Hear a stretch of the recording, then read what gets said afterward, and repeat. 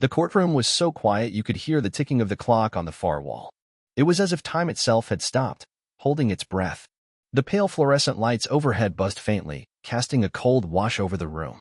Every person, jury, attorneys, spectators, was frozen, eyes locked on the small boy standing in the witness box. His name was Mason, and he was just 7 years old. He looked tiny in that box, his small frame dwarfed by the large wooden rail in front of him. His fingers, barely larger than the railing's carvings, gripped it tightly. His face was pale, drawn tight with nerves. He scanned the room with frightened, curious eyes, like a deer surrounded by wolves. The judge, a kind-faced woman with silver-rimmed glasses, leaned forward and asked gently, "Mason, do you understand why you're here today?" The boy nodded once. Then, after a long pause, he raised his trembling right hand and pointed at a man in uniform sitting at the front of the courtroom. "It's him," Mason said in a whisper that seemed to echo louder than any shout. "He's the one who hurt my mom." The air shifted. A collective gasp rolled through the room like a wave. The man Mason pointed at, Officer Kent Harrington, stiffened in his seat, his jaw flexing, eyes narrowing. He stood so abruptly his chair scraped harshly across the floor. The judge banged her gavel repeatedly to restore order, but the courtroom was already in chaos. Who was this boy, and why would he make such a claim? Kent Harrington wasn't just any officer. He was a decorated cop, known in the community as the good guy, the officer who helped with food drives and holiday toy runs. But now he stood accused of something unthinkable. And Mason, well, he wasn't supposed to be there. He was just a sweet, quiet kid who adored dinosaurs, Legos, and building forts out of moving boxes. He lived with his mother, a nurse named Rachel Moore, who often worked late-night shifts and still somehow made time to read him bedtime stories. Everything changed the night Rachel didn't come home. Mason had waited by the living room window with his favorite stuffed stegosaurus in hand.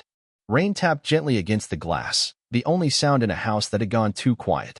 Hours later, a squad car pulled into the driveway. But it wasn't his mother inside. It was Officer Harrington, a familiar face. Mason knew him as the nice policeman who waved every time they passed the station on the way to school. But there was no wave that night. Just a grim expression and a lie delivered with clinical coldness. "There's been an accident," Harrington said. "Your mom's gone." Something about it felt wrong. Mason noticed something that night, red smears on Officer Harrington's sleeve. Not a lot. Just enough to be noticed by a boy whose mom had taught him to always pay attention to details. A few days earlier, his mom had looked him in the eyes and said something he didn't fully understand at the time. "If anything ever happens to me, Mason, don't trust anyone. Not even the police." After Rachel's death was ruled an accident, Mason changed. He stopped sleeping through the night.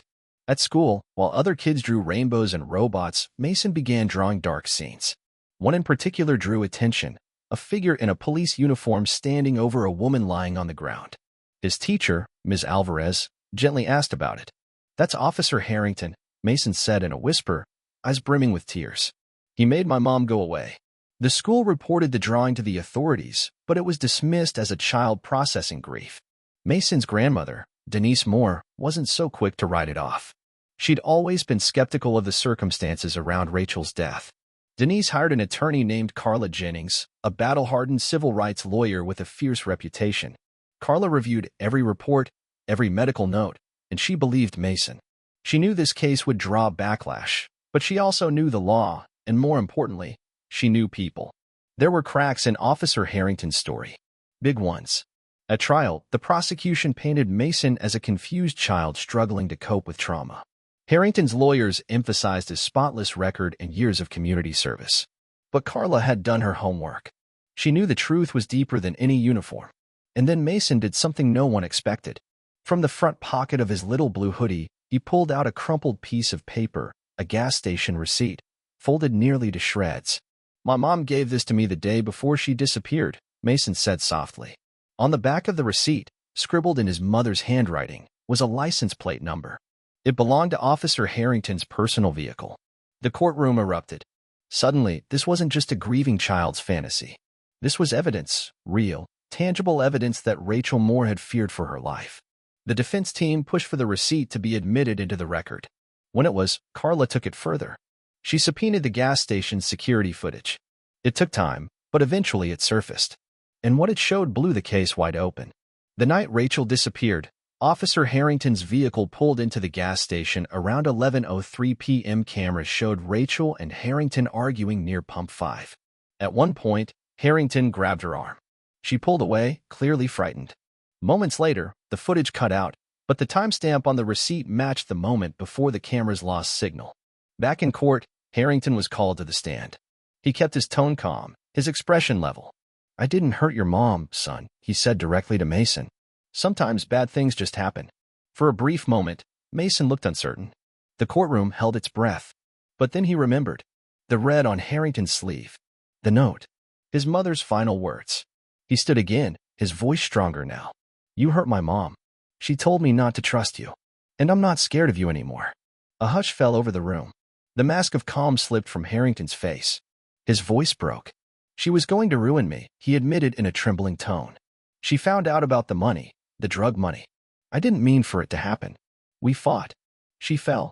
I panicked. I didn't know what to do." Gasps and whispers filled the courtroom like a tidal wave. Harrington's lawyer went silent. The prosecution looked stunned. The jury left to deliberate. Hours passed. Mason sat with Denise, his head resting on her shoulder. Carla paced in the hallway. When the jury returned, the foreman stood with the verdict. Guilty on all counts: manslaughter, obstruction of justice, and tampering with evidence. The judge, her voice heavy with gravity, looked at Harrington with stern eyes. "You were entrusted with the law, and you betrayed that trust. Your actions took a life and traumatized a child. Justice will be served." Harrington was sentenced to 15 years without parole. Mason didn't smile when the gavel came down.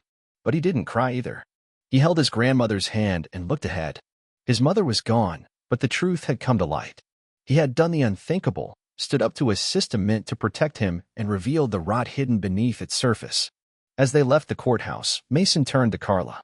"Can I be a lawyer when I grow up?" She smiled, tears in her eyes. "You can be anything, Mason. And you already did something brave most adults never could." And somewhere, wherever her spirit lingered, Rachel Moore was proud. Not because justice was served, but because her little boy had spoken the truth, and the world had finally listened.